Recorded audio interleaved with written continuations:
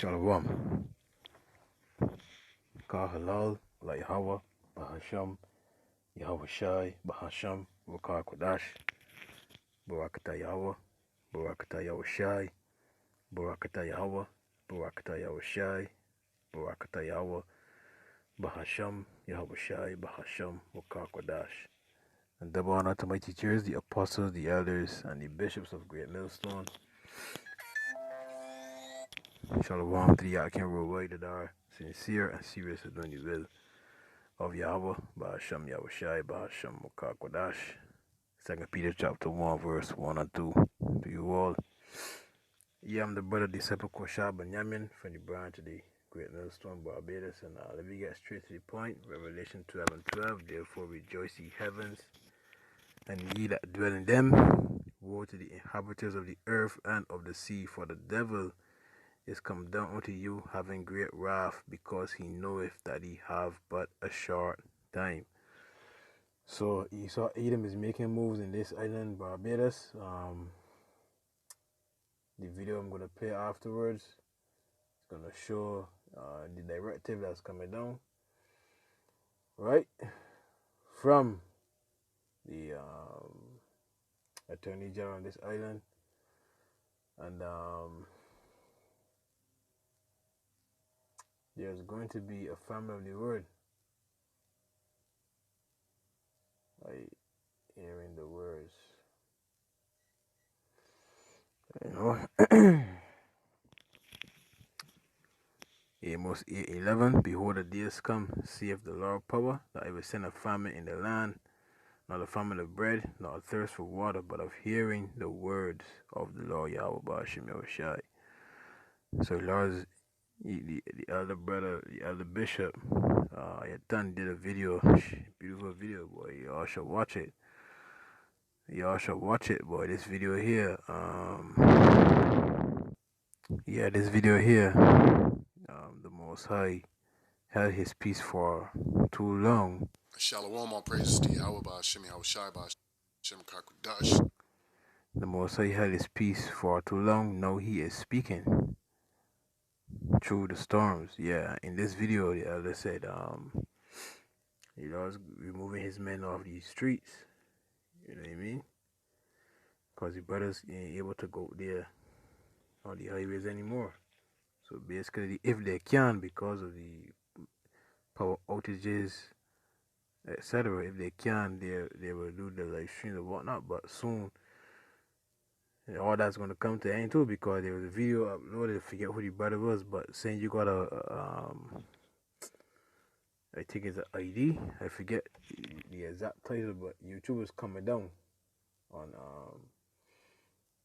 hearing the words of the Lord. You see that? But that's really Lord taking away his word, because you refuse to hear the prophets be. You know what I mean? So the Lord's gonna turn his back on you. You understand? Verse 24, Proverbs 1:24, because they have called and ye refuse, I have stretched out my hand and no man regarded. So the Lord is going to remove his men off these streets. YouTube is soon going to be shut down, and you people can be asked out, boy. Right? Real thing. So I hope, you know, I still can push this word best I can. You know what I mean? Ezekiel 3, verse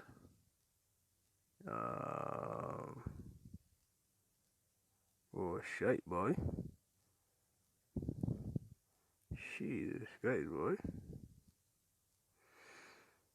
Whoa. Let me start at verse 24. But thou, O son of man, behold, they shall put bands upon thee, I shall bind thee with them, and thou shalt not go out among them, and ever make thy tongue cleave to the roof of thy mouth, that thou shalt be dumb, and shalt not be to them a reprover, for they are a rebellious house. So, it's that time, boy. You know what I mean? It's that time for you to take heed to this word, boy. So, the word of the Lord, let me get this last precept. Because I want that video to be uploaded, right? Precious in those days. Real thing, boy. When something is precious, boy, when something is very precious. 1 Samuel 3:1. And the child Samuel ministered unto the Lord before Eli, and the word of Yahweh was precious in those days. There was no open vision. Why? Because the Lord's gonna shut our mouths and remove us all together. And you people, boy, you get learn the hard way. Shalom. Very generously excuse me from the rest of cabinet so that I can participate in this morning's press briefing, and I'm happy to have the opportunity to do so and to talk generally about the directive. We are now at directive number 4. Directive number 4 became effective as at midnight last night, and you will all know that it will continue until the last day of February, the 20th of February at midnight. Now, let me begin by saying that much of what has been contained in the prior directives, much of those specifics have been continued into this one. So there's not a lot that's different. However, those places where differences do occur, I think that they're quite significant, and I'm going to take the time to go through them. So the first thing, let me reiterate that this directive came into effect at midnight last night and will expire at midnight on the 28th of February.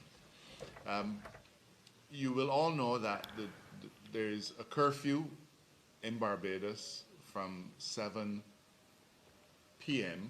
until 6 a.m.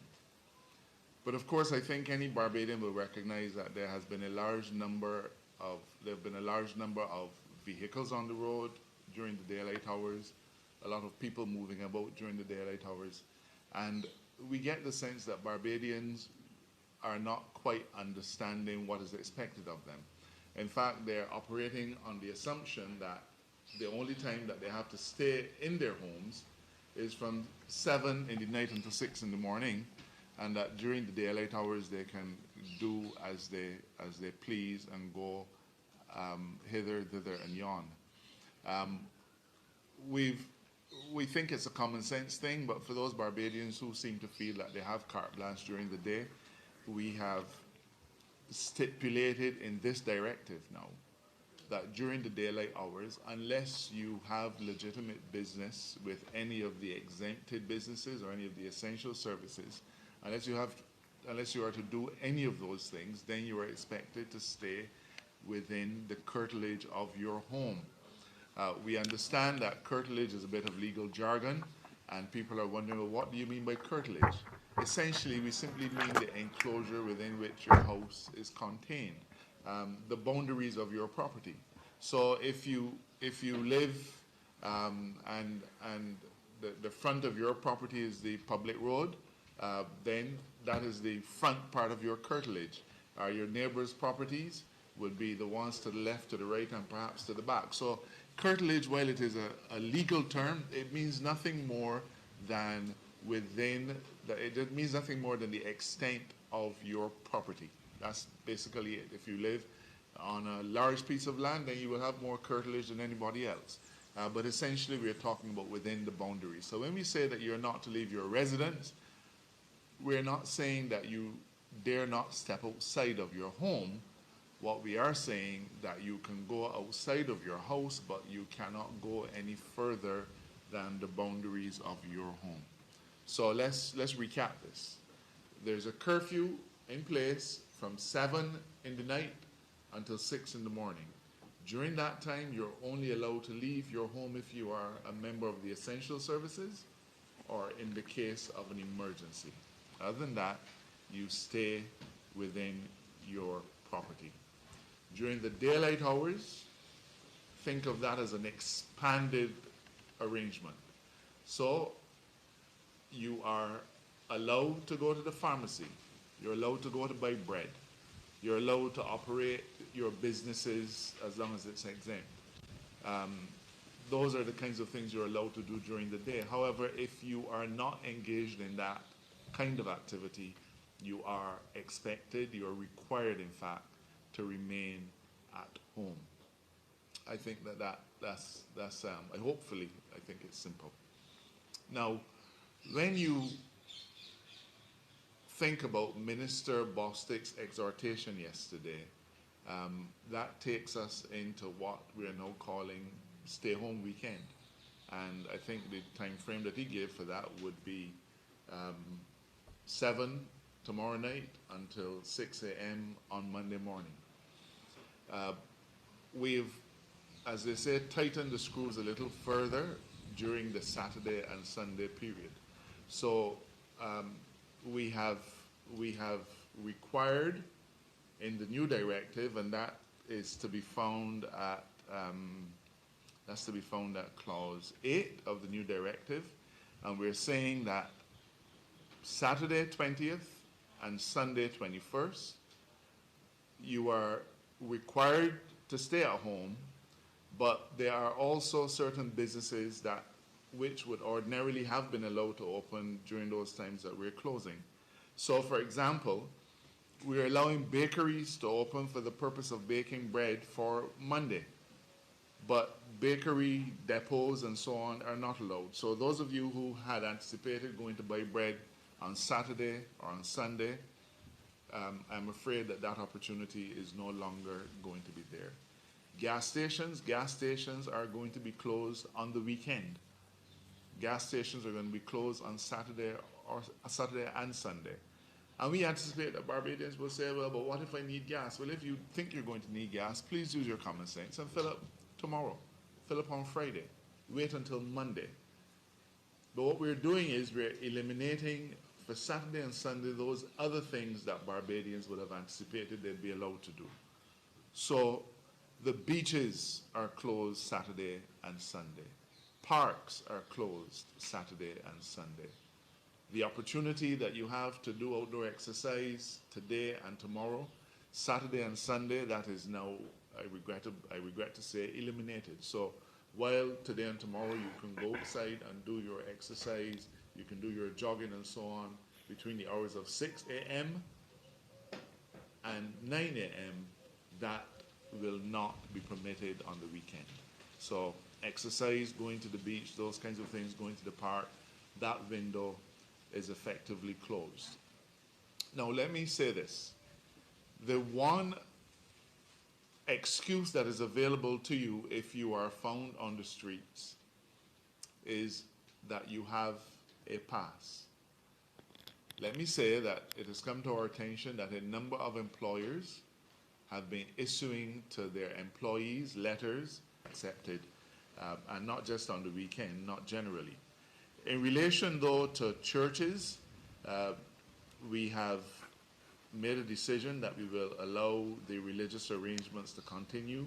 So even though it is stay-at-home weekend, we will still allow people to satisfy the importance of their religious experiences, and therefore the arrangements in relation to places of worship will continue to be available over the course of the weekend. And just to remind you, religious services, no more than 10 persons can be present either for the service or for the streaming of that service. In relation to funerals, if there are any funerals on the weekend, and Barbadians don't do funerals traditionally on Sundays, that's a Saturday thing, that limitation continues. No more than 10 mourners, one officiant, and the funeral director. I did earlier say that the only entity that is responsible or that issues emergency passes is the government of Barbados. And the one wrinkle that I'd like to indicate in that regard is that we've agreed that the QEH has 2,300 members of staff. Thanks for the question. I'm happy to clarify. In my opening statement, I did say that our concern has been that Barbadians are taking to the roads, notwithstanding that they are not engaged in business with either the essential services or one of the exempted businesses. It is therefore clear to us that we we need to do something. Now let's remember that we have a new directive that started at midnight last night and that will end the end of February. So let's purge our minds of what happened yesterday, what happened the day before, what happened 2 weeks before that. The current directive, directive number 4, stipulates that you can only leave your residence during the daylight hours, and I'm going to read it for you. If you are an owner, operator, or employee of a business or an establishment, which is found in this schedule, in this directive, or if you're transacting business with such an establishment, or for the purpose of visiting a beach or park, for the purpose of doing exercise, if you are currently involved in the COVID-19 vaccination exercise, either as a service provider or to receive a vaccine, or if you're involved in the Operation Seek and Save program. So essentially, if you fit into any of those categories, you have an entitlement to be outdoors, to be on the road during daylight hours, but only if you fit in those categories. So if you are not in those categories, then you are required to stay at home. So those people who felt that it was discretionary and that they could stay at home if they wanted or that they could go out if they wanted, that discretion has effectively been removed. So that only if you are going out to transact business with one of those exempted services, or if you're involved in the essential services, if you're getting a vaccine or giving a vaccine, or if you're involved in Operation Seek and Serve, will you be permitted, will you have an excuse to be on the road?